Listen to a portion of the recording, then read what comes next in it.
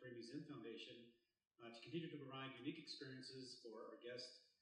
Please consider graciously donating to our foundation. We have a QR code here. It's here, but there's also some posted throughout the building this evening. One of the things that we're trying to get after is try to increase the experience here, make it a little bit better, and we're trying to replace the chairs. I think that's one of the things that we're trying to get after next. So without further ado, I want to welcome Laureta Huit. She is the director of the museum. Laureta, please come on.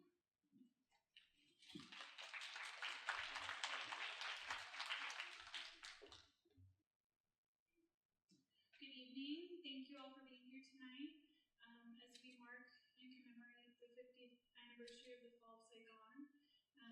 It left a deep and lasting impact on countless lives and communities and families across the world. When we began planning this event, it was really crucial to me that we offer a complete and holistic narrative and trying to create that narrative with various viewpoints that would ensure the complete telling of the story. Tonight we'll explore diverse perspectives and the impact the Vietnam conflict had among many people. The different perspectives we're going to address are global and local.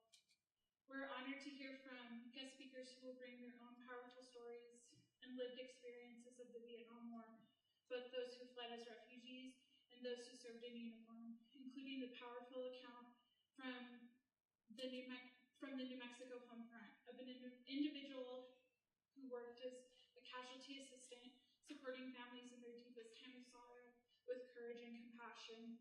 This evening is about remembrance. It is about honoring the resilience of those who survived, the sacrifices of those who served, and the strength of those who helped others through unimaginable loss. It is my honor to introduce one remarkable guest this evening, Phung Vu. In 1975, at 1:30 p.m. on the day Saigon fell, Phung made a courageous and life-altering decision to flee her homeland in search of safety and freedom. As a Vietnamese boat refugee, she braved uncertain seas, leaving everything behind to begin a new chapter in life. Her story is not one of survival, but one of resilience, strength, and hope. Her courageous journey from the chaos of Saigon's final hours to rebuilding a life far from here. Please join me in recognizing tonight Phung Vu.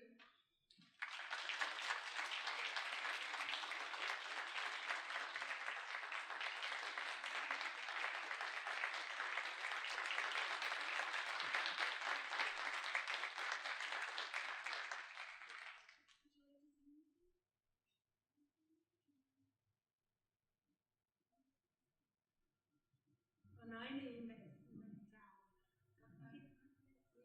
chào quý ông quý bà quý anh chị là mẹ cảm ơn Chúa là Chúa để cho gia đình mẹ sống được có ngày hôm nay ở trên đất Mỹ, và đất Mỹ thì take care family thì không có ai cũng thành công hết, con mẹ thì ai cũng thành công hết, mà cái đứa con để lại thì sau 5 năm nó sẽ tới đây.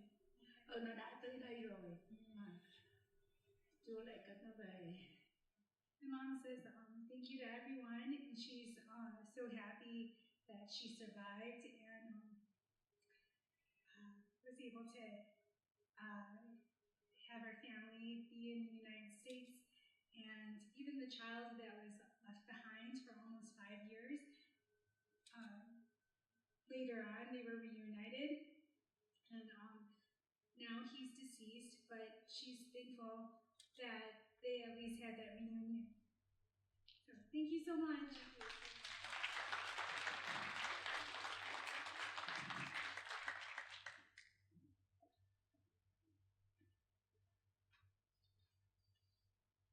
I would like to introduce now Sal Soto, retired Chief Warrant Officer 5, who served with distinction in a number of critical roles through his military career. He previously held the position here of Museum Director and Curator, where he played a vital role in preserving New Mexico military history and sharing the history of the New Mexico National Guard. From 1966 to 1970, Sal was selected to serve as an NCO for casualty assistance, specifically chosen to work with New Mexico families due to his bilingual skill set and his cultural understanding.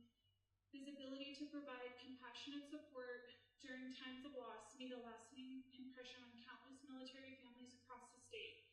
He retired from the New Mexico National Guard with the rank of Chief Warrant Officer 5, the highest rank achievable for a warrant officer, capping off a distinguished and dedicated military career.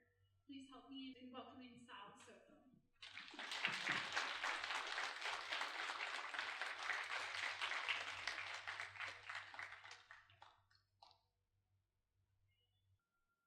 Good evening, ladies and gentlemen.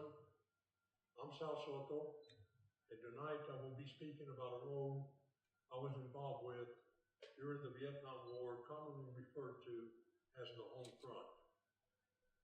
I want to thank the New Mexico Military Museum for asking me to be a participant in this solemn commemorative event.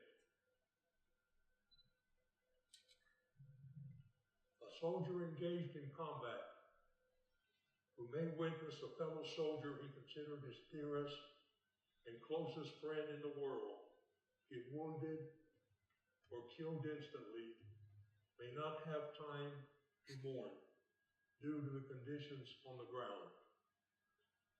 After the battle, a unit will have a moment of tribute to the fallen soldier with the traditional symbol of a set of combat boots and a rifle bayonet stuck to the ground. After the brief tributes, the soldiers return to their duties. My duties in the home front dealt with pain, confusion, hurt, and often disbelief, up close and personal. It is that experience that I will share with you tonight.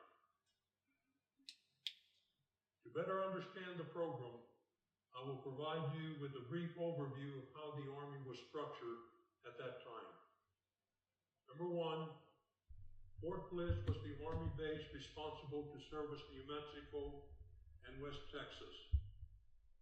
Based on guidance from the Fort Bliss Commanding General at that time, he directed that as much as possible, the firing squad, and I'll get to that in a minute, and or the honor guard would consist of soldiers whose home of record was New Mexico or West Texas.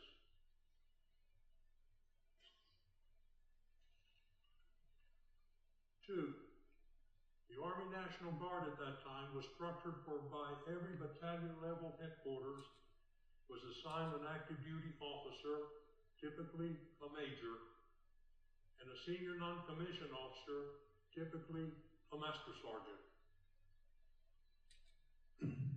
My duties ran twofold, from 1966 to 1970, and in the aftermath of the 1968 Tet offensives, when the pacification program got underway and the withdrawal of U.S. forces from Vietnam began, the casualties began to be reduced.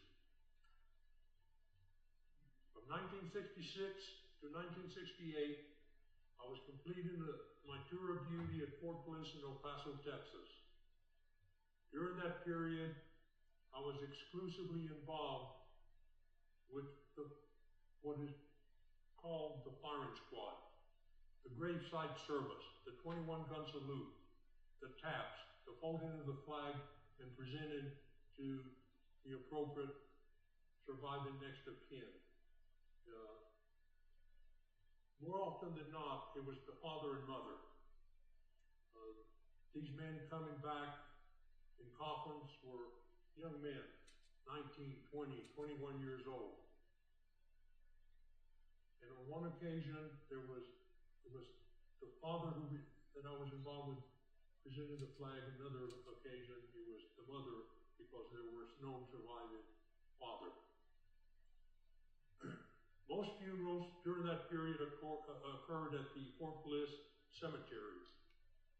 Even someone in West Texas or New Mexico, the families made the decision to bury their deceased son in the Fort Bliss Cemetery. After my tour was over, reverted back to my Army National Guard status. And from 1968 to 1970, I served in multiple capacities, which consisted of a member of the notification team, and again, I'll elaborate on that in a minute, the survivor's assistant team, the honor guard, the firing squad, and on some occasions, I served as an interpreter. There were those families with limited English proficiency who were more comfortable if there was someone with their dialect that could translate. So I took a few crash courses in conveying the message when the flag is being presented into Spanish, making sure that it did not lose its effect.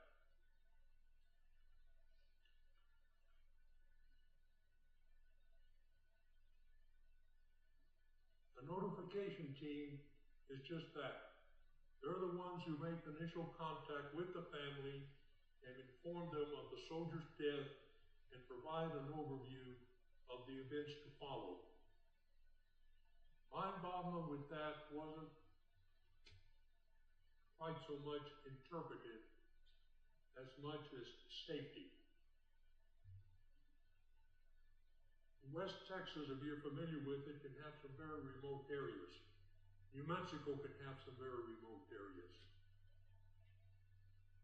And on one of the occasions, the notification officer did contact me to accompany him back with the family because they were requesting an interpreter. But it wasn't automatic if they had a Spanish surname that they needed an interpreter.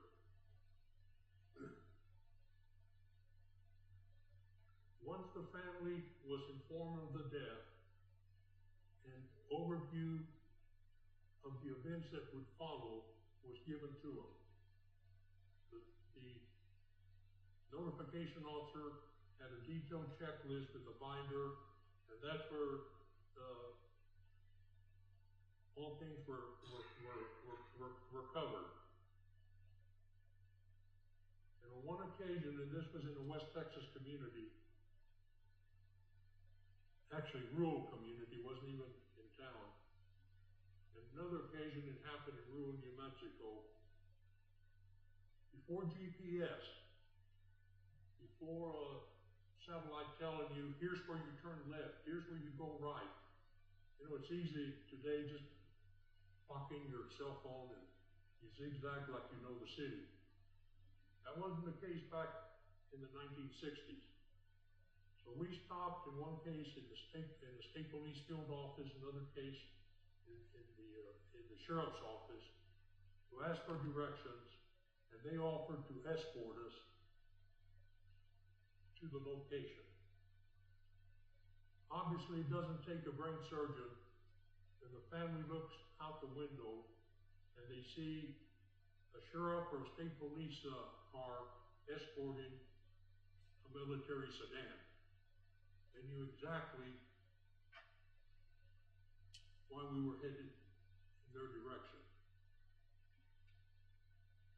I shared just a few minutes before the program began an episode that occurred. Again, this was in West Texas. At the minute the mother opened the door, she cited to us exactly the date, the time, and the location that her son had been killed in Vietnam. You talk about sending shivers down my back, and sometimes when I think about it, it still does. She was precisely accurate. That would occur in New Mexico one other time.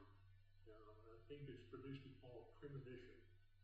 But in both cases, they said the Lord talked to them through their dream and told them that they saw the faces of their son waving goodbye.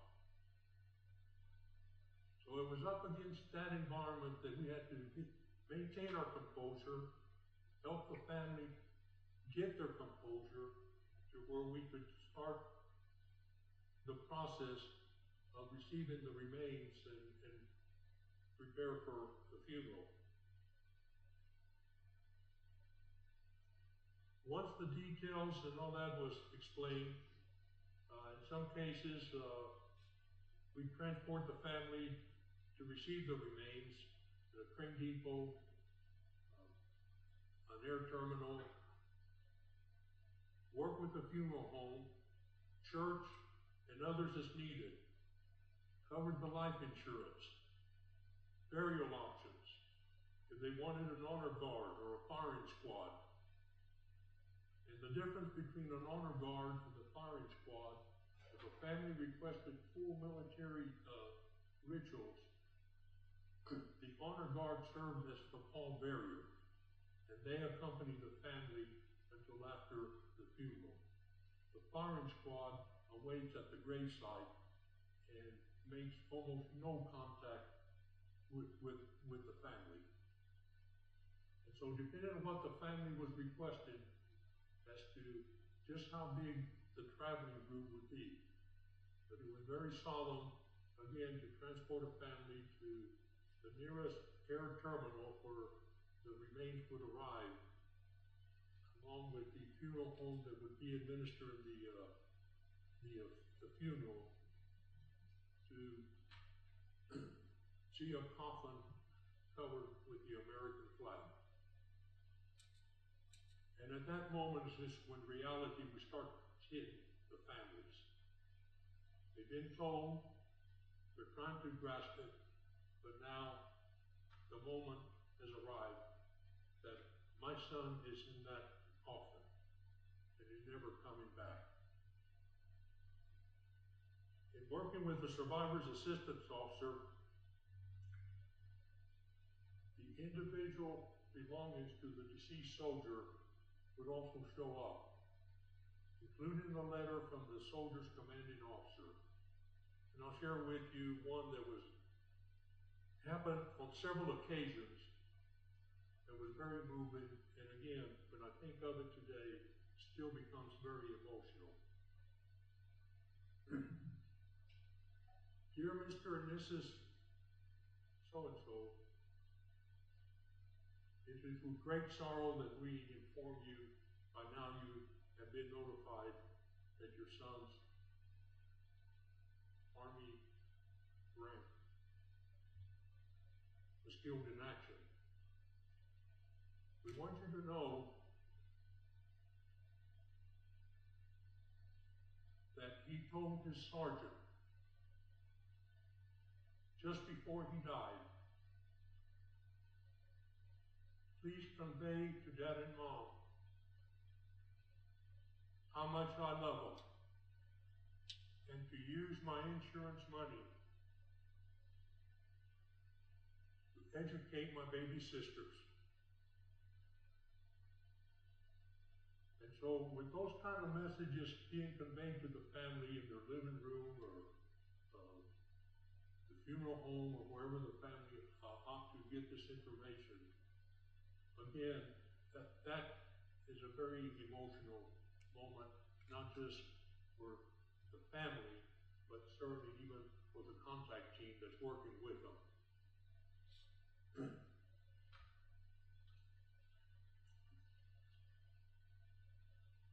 As I've stated already, funeral services would occur per the family's request.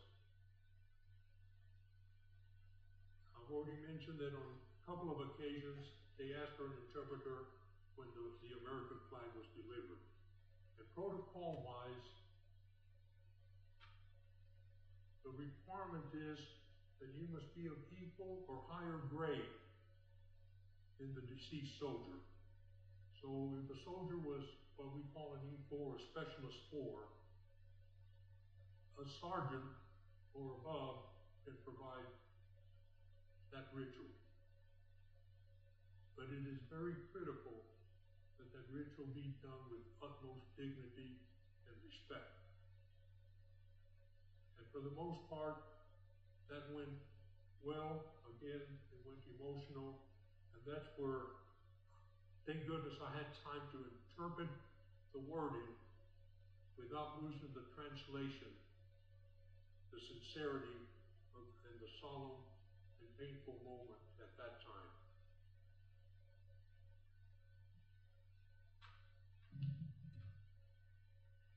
The survivor's assistant officer would remain with the family until all was complete.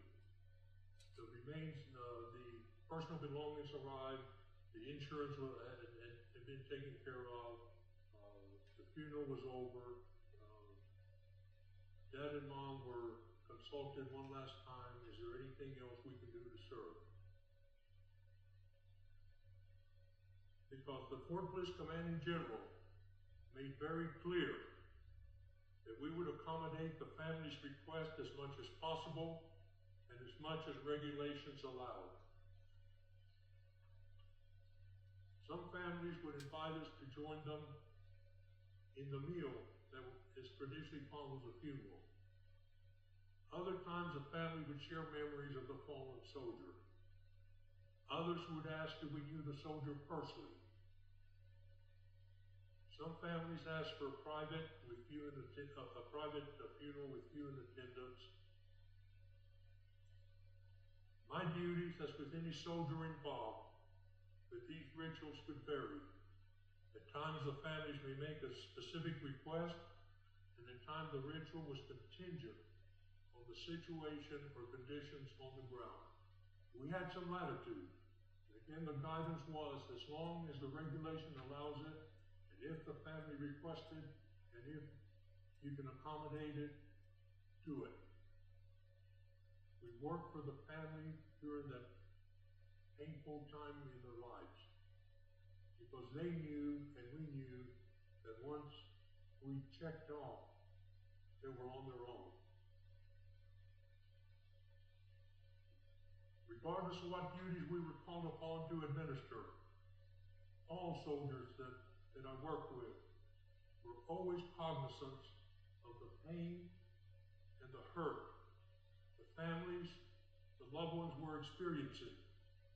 And we did our utmost to comfort the families and those affected. It was, to say the least, a duty of honor with emotion attached to it. Most of the deceased soldiers in whose funerals and honors I was involved with were a year or two younger than me or a year or two older than me. It brought close to home two thoughts. One, there but for the grace of God go I. And two, it served as a reminder of how short life can be. Again, bear in mind, we were at war. U.S. forces were arriving in Vietnam in the tens of thousands. The buildup was underway, and so the installations responsible to the family of a deceased soldier had their hands full. It was a juggling act. You may do with what you have. There were soldiers stateside, but many of them were getting ready to deploy overseas themselves. And some of the survivors' assistance officers, some of the contact teams were already on order themselves to leave to report to Vietnam.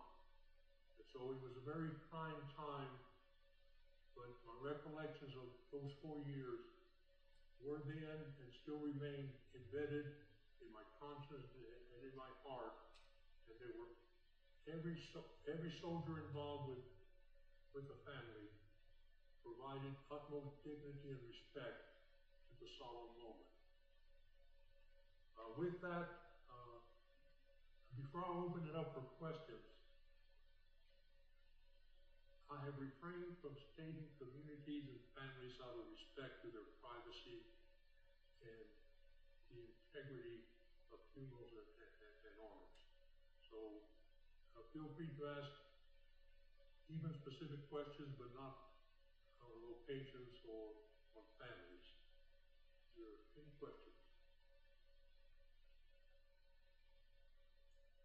Okay, there's one back there, Laureta. Oh, here, can you catch it?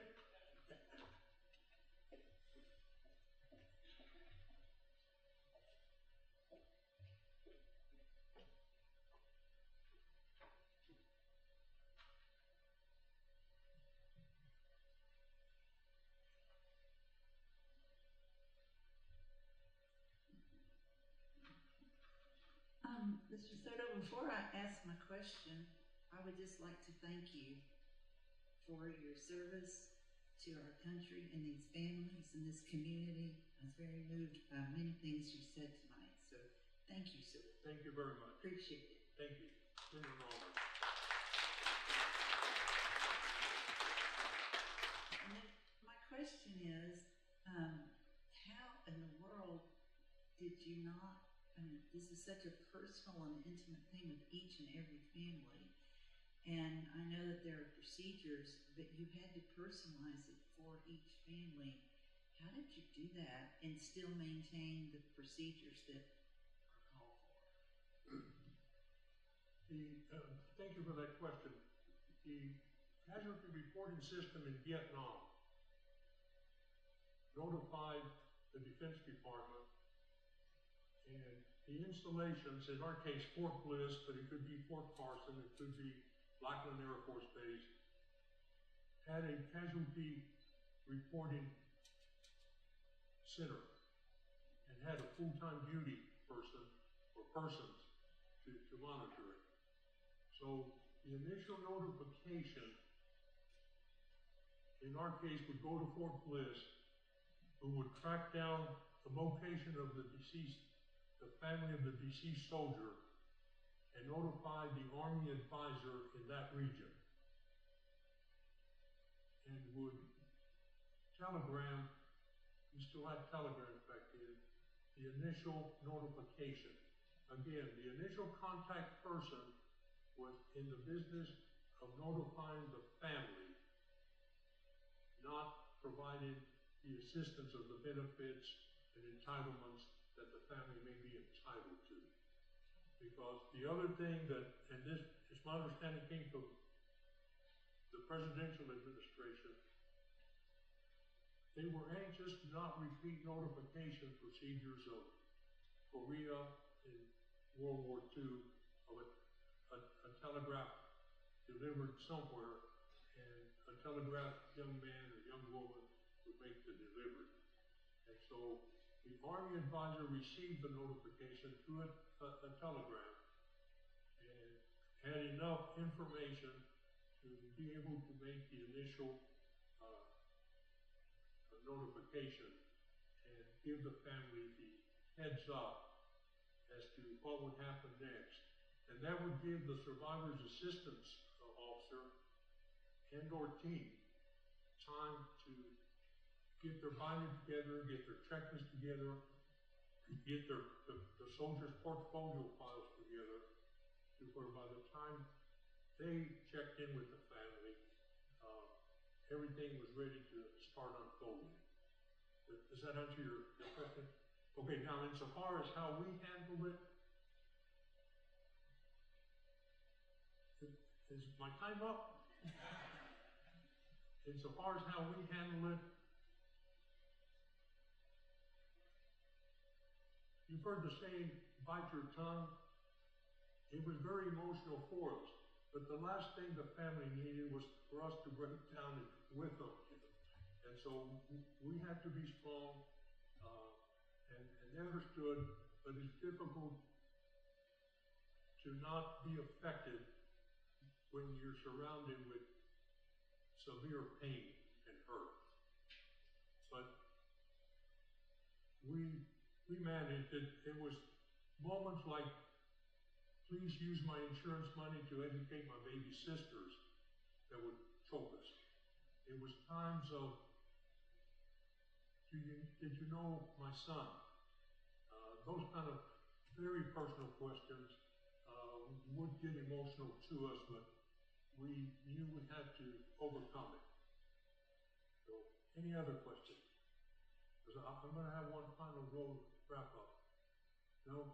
Okay, then let me conclude by asking you a question. Who has heard of Thomas Polgar or Conrad Edward Legou? Okay. Thomas Polgar was the American CIA officer who was the CIA chief stationed Saigon when on April 30th, 1975. His deputy was Conrad Edward Legou. They had received orders from the Situation Room in Washington to be done with their business by 0400 hours, or what would have been in Vietnam, May 1st. And at 0320 or 3:20 in the morning, they were done with the business. The last helicopter had left, so they thought. I'll get to that in a second. The two of them prepared this final communique, and I will share it with you in case you've never come across it. This is the final communique from Station Saigon, 0400 hours, 1 May 1975. Now here's the CIA station chief giving the President of the United States and the National Security Team a very polite lecture about what went wrong. It has been a long and hard fight, and we have lost. This experience, unique in the history of the United States, does not signal necessarily the demise of the United States as a world power. The severity of the defeat and the circumstances of it would seem to call for a reassessment of the policies of half measures, which have characterized much of our participation despite the commitment of manpower and resources, which we certainly have been generous. Those who fail to learn from history are forced to repeat it. Let us hope that we will not have another Vietnam experience and that we have learned our lesson. Station Saigon, signing off. At 4:40, these two gentlemen were on the last helicopter out. But wait, in the heat of the evacuation, there was a Marine detachment, and the last American combat boots that actually left the embassy was a Master Sergeant Juan Valdez, was the last Marine to board the last helicopter to leave the U.S. Embassy 2 hours before Saigon surrendered. I thank you for your patience, and you've been a wonderful audience, and thank you very much.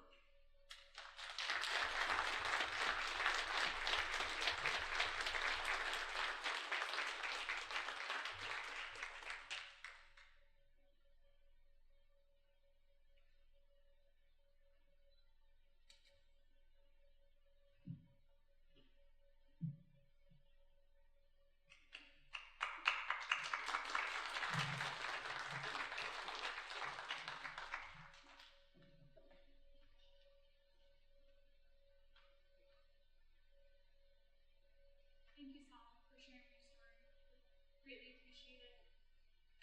Our next speaker, Dr. Mia M. Vo, a retired physician and independent researcher of Vietnamese history and culture. In April 1975, as Saigon fell, Dr. Vo fled Vietnam with only the clothes on his back. After a harrowing 2-month journey, he arrived in a refugee camp outside Harrisburg, Pennsylvania.